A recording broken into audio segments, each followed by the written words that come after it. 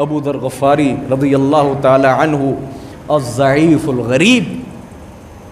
ابوذر غفاری اپنے قوم کے سردار نہیں تھے، ایک کمزور آدمی تھا، غریب اور مسکین آدمی تھا، نہ سرداری تھی، نہ پیسہ تھا، نہ شہرت تھی. آ کر اللہ کے رسول صلی اللہ علیہ وسلم کی بیعت کی، اور اللہ کے رسول بھی قربان جائیں بڑے حکیم شخصیت تھے. بندہ دیکھ کر ذمہ داری لگاتے تھے، بندہ دیکھ کر حکم دیتے تھے. جب ابوذر غفاری نے اسلام قبول کیا تو اللہ کے رسول نے کیا فرمایا؟ دیکھا نا کمزور آدمی ہے، نہ پیسہ، نہ شہرت، نہ طاقت. فرمایا ارجع الی قومک، ابوذر اسلام تیرا قبول ہے، اپنی قوم کے پاس چلا جا.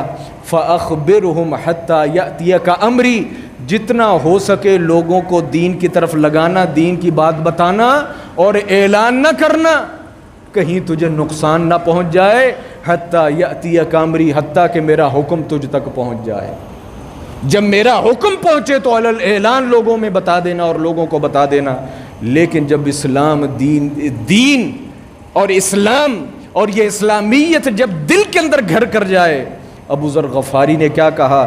والذی نفسی بیدہ، اللہ کے نبی مجھے پتہ ہے کہ آپ صرف میری ذات کی وجہ سے یہ کہہ رہے ہیں نا کہ ابوذر غفاری کو کوئی نقصان نہ ہو، ابوذر غفاری کو کوئی تکلیف نہ ہو، ابوذر تجھے کوئی اذیت نہ پہنچ جائے، تیرے جان مارا اور اولادیں محفوظ رہیں.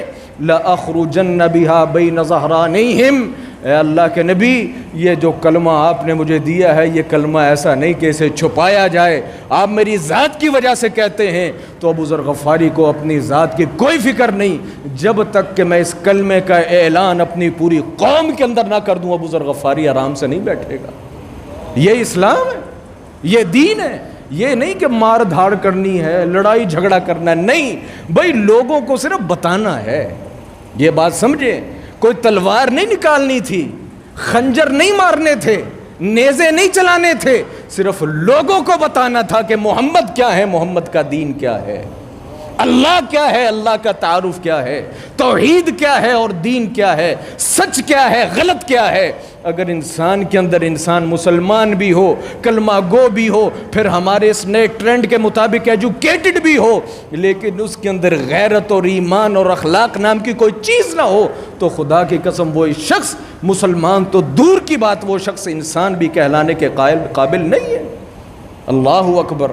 صحابہ نے جب اس اسلام کو قبول کیا، اسلام کی اخلاقیات ان کے اندر آئیں، اللہ اکبر، پھر انہوں نے ہر چیز اس کے اوپر وار دی، ہر چیز اس کے اوپر وار دی. اور کہنے والوں نے کہا وَلَسْتُ أُبَالِي حِينَ أُقْتَلُ مُسْلِمًا عَلَىٰ أَيِّ جَانِبٍ كَانَ فِي اللَّهِ مَصْرَعِي.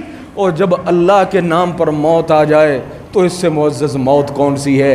اگر موت اللہ کے نام پر آئے مجھے کوئی فکر نہیں کہ کہاں کیا لگتا ہے کیا نہیں لگتا، اور مجھے موت کس سرزمین پہ آتی ہے اور کہاں نہیں آتی. جب آئی اللہ کے نام پر، جب آئی اللہ کے دین کے لیے. اس لیے میرے بھائیوں، ان لوگوں کی طرح مت ہو جائیں، ان یوں کہہ لیں کہ بے قیمت چیزوں کی طرح مت ہو جائیں. جیسے ایک شاعر نے کہا وَأَنْتَ امْرُؤٌ مِنَّا خُلِقْتَ لِغَيْرِنَا حَيَاتُكَ لَا نَفْعٌ وَمَوْتُكَ فَاجِعٌ. او تو پیدا تو ہم میں سے ہوا تھا، تو پیدا تو ہم میں سے ہوا تھا، مسلمان تھا، تیری قوم مسلمان تھی، تیری ماں مسلمان تھی، تیرے باپ کی نسل مسلمان تھی، لیکن خلقت لغیرنا حیاتک لا نفع. وہ بتا تو صحیح تیری زندگی کا فائدہ کیا ہے؟ تجھے اچانک موت آ جائے گی اور تو ختم ہو جائے گا، اور تو نے اتنا سستا اپنا ضمیر بیچ دیا، اتنا سستا اپنا ضمیر بیچ دیا.